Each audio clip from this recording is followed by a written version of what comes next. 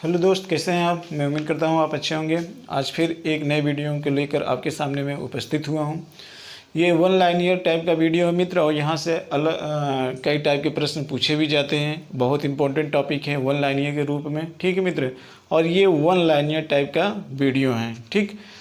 और ये आपके कॉन्सेप्चुअल भी चलेंगे, बट यहाँ पे वन लाइनियर के रूप में है, क्योंकि वन लाइनियर का मतलब ये है कि इस तथ्यों में बस आपको याद करना है। इसमें कोई एक कॉन्सेप्ट नहीं है, बस याद करना है।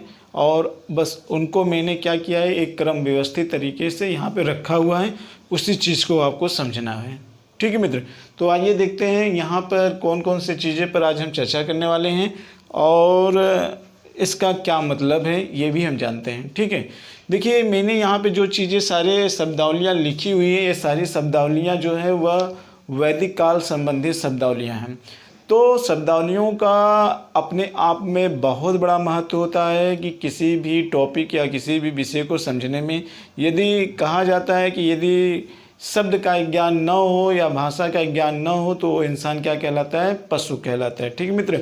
और वैदिक काल में आप जैसा कि जानते हैं कि अगर आपको वेदों को समझना है तो उसके लिए वेदांत की रचना की गई थी, और वेदांत का एक भाग था निरुक्ति, और निरुक्ति में यही कहा गया था कि शब्दों की समझ कैसे होनी चाहिए, ठीक है। तो वैदिक काल में जो शब्दावलियाँ हैं उसका आपका ज्ञान अच्छे तरीके से होना चाहिए। जैसा कि मैंने पहले ही कहा है कि यहाँ से एक दो प्रश्न आते रहते हैं, इसलिए इस चीज़ को भी आपको जानना आवश्यक है, ठीक है। इसलिए इस चीज़ को जानना भी आवश्यक है।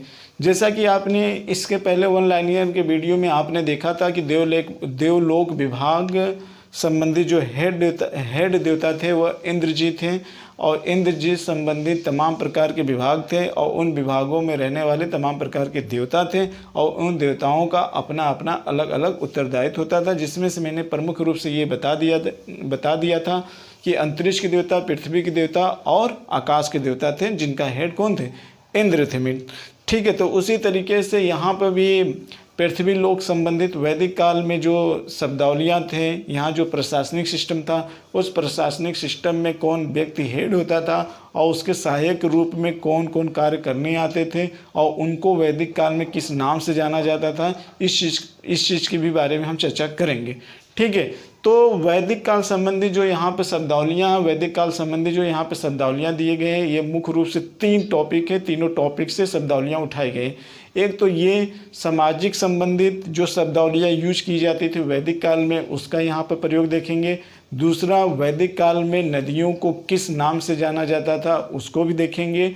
और तीसरा जो हम देखेंगे वो ये देखेंगे कि वास्तव में प्रशासनिक संबंधित जो उस समय व्यक्ति कार्य करते थे और उनको किस नाम से जाना जाता था, ये हम समझेंगे। ऐसा नहीं है कि आज जो यहाँ पे नाम है वो इस समय नहीं है, इस समय में भी हैं, बट उनका नाम उस समय दूसरा था। लेकिन आज भी इन नामों का प्रयोग कहीं देखने या सुनने को मिल जाता है, ठीक है मित्र। तो ये आप वीडियो ध्यान से सुनने का प्रयास करिएगा, ठीक है। तो आइए इन तीनों वैदिक काल संबंधी इन तीनों टॉपिकों को मतलब कि सामाजिक संबंधी शब्दावलियाँ, नदियों संबंधी शब्दावलियाँ और प्रशासनिक संबंधित शब्दावलियों को समझने से पहले हम ये जान लेते हैं कि जो देवलोक के जो प्रमुख देवता थे उनको किन किन नामों से जाना जाता है। तो आइए मित्र, बिना समय गंवाए हम इस पर चर्चा करते हैं। हाँ, एक चीज़ थोड़ा सा यहाँ पे मैं आपको जिक्र कर देना चाहता हूँ कि नदियों का इम्पोर्टेंट इसलिए मैंने यहाँ पे बताया कि वैदिक काल में नदियों को किन किन नामों से जाना जाता है, क्योंकि ये 3 नदियाँ संबंधित आपने सुना होगा दासराग का युद्ध, और दसराग का युद्ध के साथ साथ आपने सुना होगा सिकंदर का भारत में आक्रमण। अगर सिकंदर के समय जब भारत का आक्रमण हुआ था तो उस समय प्राचीन नदियों को, जैसे आप जानते हैं चिनाब हो गया, ब्यास हो गया, झेलम हो गया, रावी हो गया, तो इन नदियों को अलग अलग से नाम से जाना जाता था। अगर उसी के क्रम में आज की नदी के संदर्भ में वैदिक काल की नदियों का सही सीक्वेंस दे दिया जाएगा तो आप कैसे पता लगाओगे? जब वर्तमान की नदियों को वैदिक काल शब्दावलियों से तुलना करोगे तभी तो पता लगा पाओगे। और इसके साथ ही साथ आप ये भी देखेंगे कि जब दासराग का युद्ध हुआ था तो दासराग का युद्ध रावी नदी के किनारे हुआ था। लेकिन अगर आपसे पूछ दिया जाए कि प्राचीन नदी कौन था तो थोड़ा सा आप कन्फ्यूज हो जाओगे। क्यों? क्योंकि अक्सर हम रावी नदी का ही नाम जानते हैं।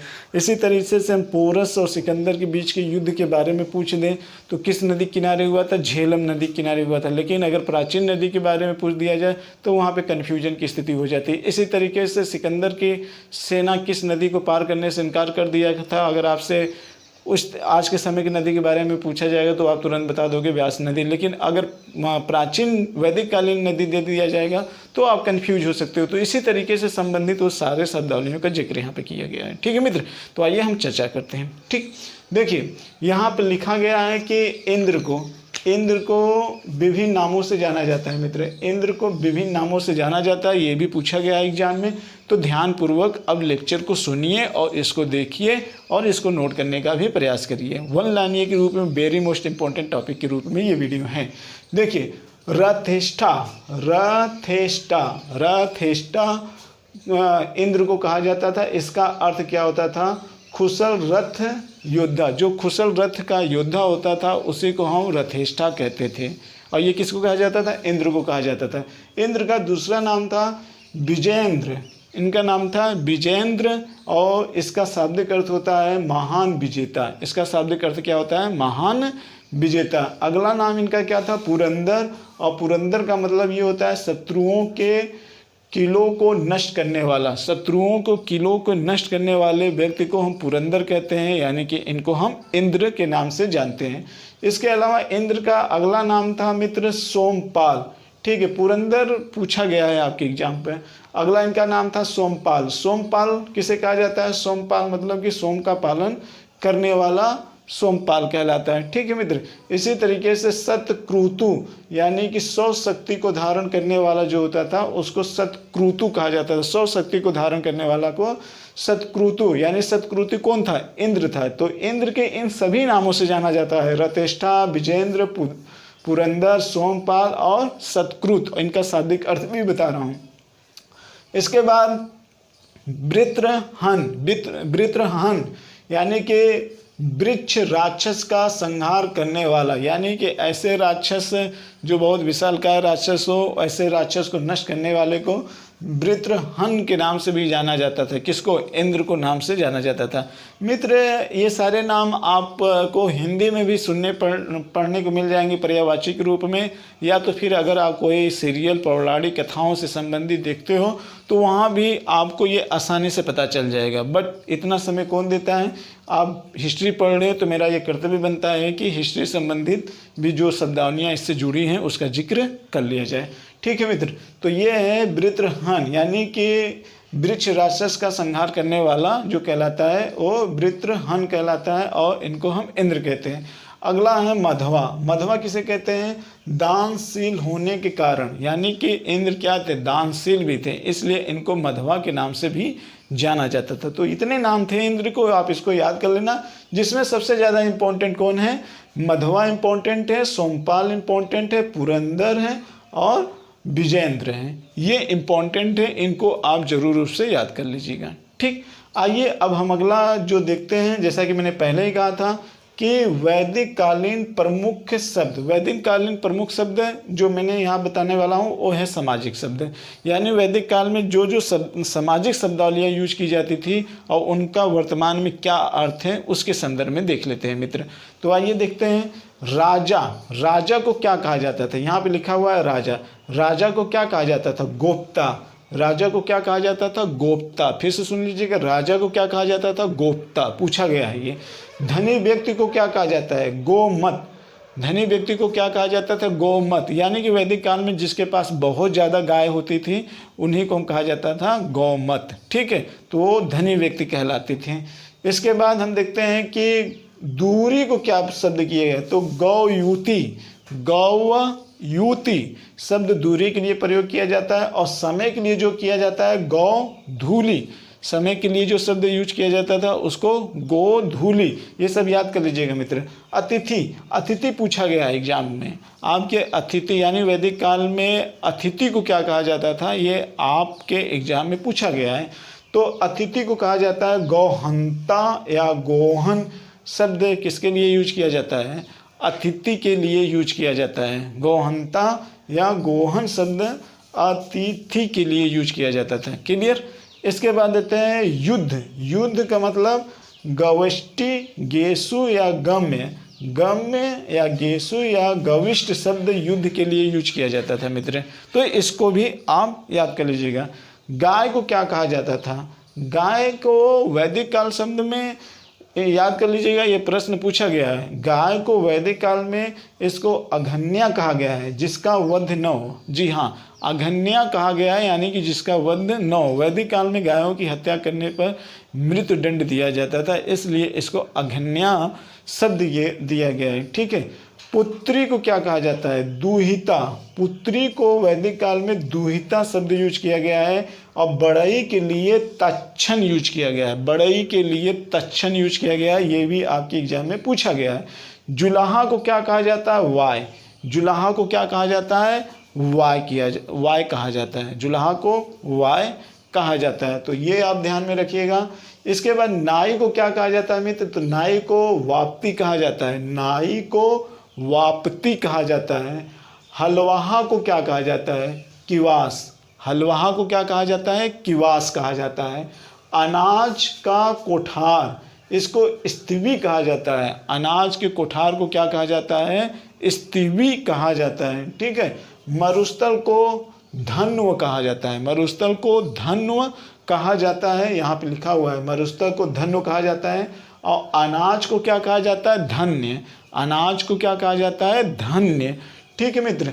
इसके बाद उर्वरा को क्या कहा जाता है? जूते हुए खेत को उर्वरा कहा जाता है। जैसे कोई मिट्टी को अगर उपजाऊ बना दिया जाए, मिट्टी को अगर आप उपजाऊ बनाना चाहते हो तो समय समय पर मिट्टी की जुताई करनी चाहिए। क्यों? क्योंकि जुताई करने से जो केश नलिका होती है ज़मीन के अंदर, तो उसकी नमी बाहर न जाने पाए, इसलिए उसका जुताई कर देने से उसकी उर्वरता बनी रहती है। इसलिए उर्वरता को जुते हुए खेत के नाम से जाना जाता है। इसके बाद है खिल्य। खिल्य आपके एग्जाम में पूछा गया है, ध्यान से सुनिएगा।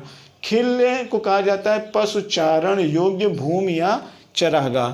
खिल्य कहा जाता है पशुचारण योग्य जो भूमि होती है, उसे खिल्य कहा जाता है। ये आपके एग्जाम में पूछा गया है। तो ये सामाजिक और आर्थिक शब्दावलियाँ थी। सामाजिक एवं आर्थिक शब्दावलियाँ थी।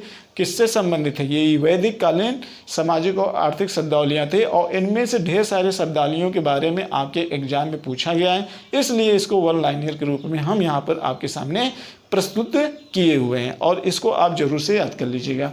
अब इसके बाद आते हैं मित्र ऋग वैदिक कालीन नदियाँ। ऋग वैदिक कालीन नदियाँ को भी आज वर्तमान में किस नाम से जाना जाता है, या वर्तमान में जो नदियां हैं उसको ऋग वैदिक काल में किस नाम से जाना जाता था, ये आपके लिए जानना बहुत ज़रूरी है। और ये अक्सर एग्जाम में प्रश्न आते रहते हैं।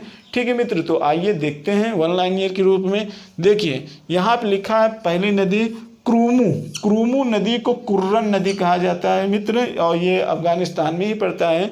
क्रूमू नदी को कुर्रम नदी के नाम से जाना जाता है। क्लियर। अगला है कुंभा नदी। तो कुंभा नदी कहाँ पड़ता है?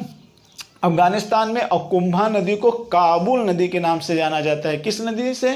काबुल नदी। काबुल नदी को कुंभा नदी के नाम से जानते हैं। ठीक है। और कुर्रम को किस नदी के नाम से जानते हैं?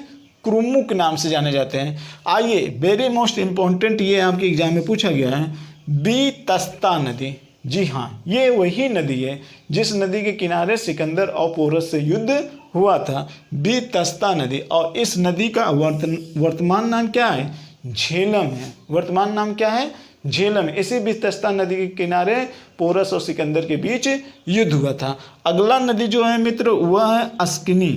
अस्किनी नदी है। देखिए ये नदियाँ मैं इसलिए बता रहा हूँ क्योंकि सुमेलित करने के लिए भी आ जाता है। वर्तमान में जो नदी है इसको वैदिक काल में किस टाइप की नदी कहा जाता है, ये सुमेलित करने के लिए भी आया है, वह लानियर के रूप में भी आया है। ठीक है। और इसके पहले भी मैंने आपको बताया है। अस्किनी नदी। अस्किनी नदी को रावी नदी कहा जाता है। इसी अस्किनी नदी के किनारे, इसी अस्किनी नदी के किनारे भरत वंश के शासक सुदास और वशिष्ठ से क्या हुआ था? विश्वामित्र से क्या हुआ था? युद्ध हुआ था, जिसमें भारत वंश के शासक सुदास की क्या हुई थी? विजय हुई थी। और ये युद्ध हुआ क्या था? अस्किनी नदी के किनारे। कनी नदी के किनारे हुआ था, असिकनी नदी के किनारे हुआ था, जिसका वर्तमान नाम क्या है, रावी नदी है। क्लियर। इसके बाद आता है परूसड़ी नदी। ठीक है मित्र, तो परूसड़ी नदी को हम किस नदी के नाम से जानते हैं, सतलज नदी के नाम से जानते हैं। ठीक है मित्र, सॉरी मित्र यहाँ पे थोड़ा सा गड़बड़ हो गया। अस्किनी नदी को चिनाब नदी के नाम से जाना जाता है, थोड़ा सा ध्यान में रखना। अस्किनी नदी को किस नदी के नाम से जाना जाता है, चिनाब नदी के नाम से जाना जाता है। और परूसड़ी नदी को रावी नदी के नाम से जाना जाता है। परूसड़ी नदी को किस नदी के नाम से, रावी नदी के नाम से जाना जाता है। फिर से रिवाइज कर लेते हैं, अस्किनी को किस नदी के नाम से, चिनाब नदी से, और परूसड़ी किस नदी को, तो रावी नदी। तो यानी कि अभी मैंने जो बताया सुदास वाला, वो परूसड़ी नदी के किनारे होता है, न कि अस्किनी नदी के किनारे। थोड़ा सा मिस्टेक हो गया, इस चीज़ को आप सुधार लीजिएगा। तो अस्किन यानी कि परूसड़ी नदी के किनारे, परूसड़ी नदी के किनारे किससे युद्ध हुआ था, सुदास से और विश्वामित्र से। और इसी परूसड़ी नदी को वर्तमान में किस नदी के नाम से जानते हैं, रावी नदी को। क्लियर। फिर इसके बाद आता है सतुद्री। सतुद्री नदी किसको कहा जाता है, सतलज नदी को। सतुद्री नदी किसको कहा जाता है, सतलज नदी को कहा जाता है। क्लियर। और इसके बाद आता है एक नदी बिपाशा, और इसी बिपाशा को आज हम ब्यास के नदी के नाम से जानते हैं। बिपाशा को ही हम ब्यास नदी के नाम से जानते हैं। और इसी नदी को पार करने से सिकंदर की सेना ने क्या कर दिया था, इनकार कर दिया था। यानी कि सिकंदर की सेना भारत में प्रवेश करने से पहले ही ब्यास नदी से वापस लौट गया था। यानी मगध में वो जाना चाहता था, लेकिन उसकी सेना इतनी ज़्यादा थक चुकी थी कि वो ब्यास नदी के नहीं पार कर पाई, और इसी बिपाशा नदी से वो क्या हो गया, वापस लौट गया। बिपाशा मतलब ब्यास नदी से क्या हुआ, वापस लौट गया। इसके बाद देखिए कुछ और फेमस नदियाँ, जैसे दृष्टावती। दृष्टावती को हम घग्गर नदी के नाम से जानते हैं, गोमती को हम गोमल के नाम से जानते हैं, और सुवस्ती को हम स्वात नदी के नाम से जानते हैं, सिंधु नदी को हम सिंध नदी के नाम से जानते हैं, और सरस्वती नदी को घग्गर नदी के नाम से जानते हैं, और सुसोमा नदी को सोहन नदी के नाम से जानते हैं, और मरुद वृद्धा नदी को कमरू वर्मन नदी के नाम से जानते हैं मित्र। ठीक है। तो अब तक आपके एग्जाम में जो इस सब के पहले जो मैंने नदियाँ पढ़ाई, इसके ही संदर्भ में पूछा है। एक बार एग्जाम में ये भी पूछा है कि गोमती का क्या नाम था वैदिक काल में, तो उसका गोमल नाम था। तो कुछ प्रमुख नदियाँ हैं वो आपको याद होनी चाहिए, जैसे मैंने पहले ही कहा था। जैसे आपको गोमल नदी के बारे में याद होनी चाहिए, अस्किनी के बारे में याद होनी चाहिए, परूसड़ी के बारे में याद होना चाहिए, और इसके अलावा बिपाशा नदी के बारे में भी याद होना चाहिए। ठीक है। तो आपके लिए फेमस कौन कौन सा हो गया, आपके लिए फेमस हो गया परूसड़ी नदी, फेमस हो गया मित्र। बिपाशा नदी आपके लिए क्या हो गया, फेमस हो गया। बिपाशा यानी कि उसकी सिकंदर की सेना उसको पाने से क्या कर दी थी, इनकार कर दी थी, तो वो आपके याद होना चाहिए। और एक आपकी नदी क्या है, बितस्ता नदी। बितस्ता यानी कि झेलम नदी। तो ये चार इंपॉर्टेंट नदियाँ, इसको आप याद कर लीजिएगा जरूर से। कौन कौन से चार नदियाँ, बितस्ता नदी, परूसड़ी नदी, और बिपाशा नदी, और गोमती नदी। ये चार नदियाँ तो जरूर आप याद कर लीजिएगा एग्जाम की दृष्टि से, ये इम्पॉर्टेंट है। आइए मित्र, अब हम अगला देख लेते हैं। ये तो हो गया नदियों के संदर्भ में और वैदिक काल में सामाजिक और आर्थिक शब्दावलियों के समझ में। ठीक है। अब आते हैं कि वैदिक काल में जो प्रशासनिक शब्दावलियाँ यूज की जाती थी, और उस मंत्री के अंतर्गत कौन मंत्री को किस नाम से जाना जाता था, और उनका कार्य क्या था, और वर्तमान में उनको हम किस नाम से जानते हैं, ये तो आप जानते ही हो। लेकिन वैदिक काल में किस नाम से जाना जाता है, वो आइए देख लेते हैं। ठीक है। तो आइए वैदिक काल से संबंधित प्रशासनिक शब्दावलियों के बारे में, हाँ, इसकी चर्चा जो जानकारी मिलती है ये शतपथ ब्राह्मण साहित्य से मिलती है। और शतपथ ब्राह्मण साहित्य किस वेद का भाग है, यजुर्वेद का भाग है। पहले ही बता दिया था, इतिहास जानने के स्रोत में मैंने बताया था कि शतपथ ब्राह्मण साहित्य जो है वह यजुर्वेद का क्या है, भाग है। उसी भाग से ब्राह्मण साहित्य से जानकारी मिलती है। ठीक है, कि वैदिक काल में किन किन प्रशासनिक शब्दावलियों का यूज किया जाता था और उनका कार्य क्या था। क्लियर। तो आइए देख लेते हैं। बहुत ध्यान से सुनिएगा मित्र, यहाँ से भी प्रश्न पूछा गया है, इसलिए इसको भी ध्यान से सुनिएगा। पुरोहित, पुरोहित का कार्य क्या होता था वैदिक काल के संदर्भ में? पुरोहित का क्या कार्य होता था? तो पुरोहित का जो कार्य होता था वो राजा के धार्मिक परामर्शदाता था। यानी धार्मिक मामलों में जो राय और विचार देता था वो पुरोहित दिया करता था। इस चीज़ को ध्यान में रखिएगा। एक शब्द है महिषी। महिषी एक शब्द है महिषी। तो महिषी शब्द का मतलब होता है प्रधान रानी। जो प्रधान रानी होती थी वैदिक काल में, उसको महिषी के नाम से जाना जाता था। और एक शब्द है युवराज। युवराज का मतलब होता है राजा का ज्येष्ठ पुत्र। राजा के ज्येष्ठ पुत्र को हम क्या कहते हैं? युवराज कहते हैं। इसके बाद एक आता है सुत या सारथी। तो राजा का सारथी जो होता था मित्र, उसे हम सुत या सारथी के नाम से जानते हैं। सुत या सारथी के नाम से हम इसको जानते हैं। इसके बाद नेक्स्ट है सेनानी। सेनानी का मतलब जो सेना का प्रधान होता है उसे हम सेनानी कहते हैं, और या तो हम फिर इसे हम सेनापति कहते हैं। ठीक, सेनानी को ही सेनापति के नाम से भी जाना जाता है। इसके बाद है ग्रामीणी। ग्रामीणी का मतलब ये होता था जो ग्रामीण का प्रमुख होता था, ग्रामीणों का जो प्रमुख होता था, जिसको बाद में जमींदार एक शब्द यूज किया जाता है वो, तो उसको हम एक तरीके से यहाँ पे क्या कहते हैं? ग्रामीणी कहा जाता था। जो ग्राम का प्रमुख होता था उसे ग्रामीणी कहा जाता था। ठीक है मित्र। इसके बाद है एक है प्रतिहारी या छत्ता। इसको जरूर याद कर लीजिएगा। जो छत्ता और प्रतिहारी, छत्ता एवं प्रतिहारी इंपॉर्टेंट है। इसको हम कहते हैं प्रबंधक कर्ता। प्रबंधन कर्ता का रक्षक होता था। जो भी प्रबंधन करता था उसको एक रक्षा के रूप में ये यूज करता था। इसी को कहा जाता है छत्ता या प्रतिहारी। ठीक। इसके बाद ये भी इम्पोर्टेंट है, ये तो एग्जाम में आया हुआ है आपका, संग्रहित्र। संग्रहित्र आया हुआ है। तो संग्रहित्र मतलब कोषाध्यक्ष। जी हाँ, कोषाध्यक्ष को ही कहा जाता है संग्रहित्र, जिसको आप इस समय क्या कहोगे? एक तरीके से वित्त मंत्री। तो वित्त मंत्री का कार्यभार कौन करता था इस समय? संग्रहित्र, याद कर लेना। फिर इसके बाद आता है भागदूध। भागदूध का मतलब क्या होता था? जो आय व्यय का क्या करता था? जो कर का संग्रह करता था मित्र। भागदूध का मतलब क्या होता था? जो एक तरीके से कर का संग्रह करता था, उसे हम भागदूध का नाम से जाने जाते थे। तो ये शब्द आप याद कर लीजिएगा, प्रतिहारी और संग्रहित और भागदूध। तो संग्रहित मतलब कोषाध्यक्ष और भागदूध मतलब जो कर का संग्रह करता था, उसे भागदूध के नाम से जाना जाता है। क्लियर? राजस्व अधिकारी का नाम सुने होंगे आप। फिर इसके बाद आता है क्या? इसके बाद आता है अच्छवाप। अच्छवाप बहुत इंपॉर्टेंट है, इसको भी देख लीजिएगा। अच्छवाप का क्या कार्य होता था? अच्छवाप का मतलब आय व्यय का हिसाब रखने वाला प्रधान अधिकारी होता था। ठीक है। और पासे के खेल में राजा का सहायक होता था। जी हाँ, जो अच्छवाप होता था ये आय व्यय का लेखा जोखा करता था। वर्त में आय व्यय का लेखा जोखा कौन करता है? तो वर्तमान में आय व्यय का लेखा जोखा जो करता है वो नियंत्रक महालेखा परीक्षक होता है। कौन होता है मित्र? नियंत्रक महालेखा परीक्षक होता है। वही वैदिक काल में जो कार्य करता था उसे हम अच्छवाप कहते हैं। क्लियर? तो ये भी आपके लिए इंपॉर्टेंट है। एक आता है आपका पालागत। पालागत किसे कहा जाता है? तो राजकीय संदेशों को पहुंचाने वाला जो होता था उसको पालागत कहा जाता था। यानी कि एक तरीके से राजदूत या राजदूत के रूप में आप यूज कर सकते हो, जो एक जगह से दूसरे जगह संदेश पहुंचाने का कार्य करता था। राजदूत या गुप्तचर के रूप में यूज कर सकते हो आप। यहाँ पर एक है गोवीकर्ता, ये इंपॉर्टेंट है। गोवीकर्ता किसे कहा जाता है? तो गोवीकर्ता का मतलब जंगल विभाग का प्रधान अधिकारी को गोवीकर्ता कहा जाता था।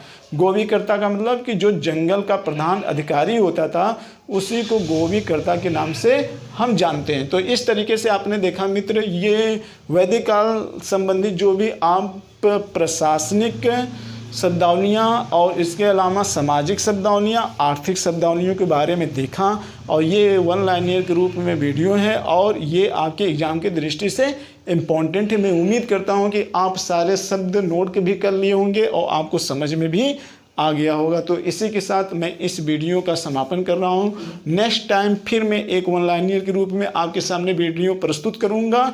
ठीक है। फिर मेरा एक वीडियो हिस्ट्री में कॉन्सेप्चुअल तथ्यात्मक चलेगा और दूसरा वन लाइनर के रूप में तथ्यात्मक भी चलेगा। ऐसा मैं इसलिए पढ़ा रहा हूँ क्योंकि आपकी जो नोट्स हो वो एक जगह उपलब्ध हो और आपकी उस पर समझ भी बन सके। तो मित्र, इसी के साथ जय भारत और जय हिंद।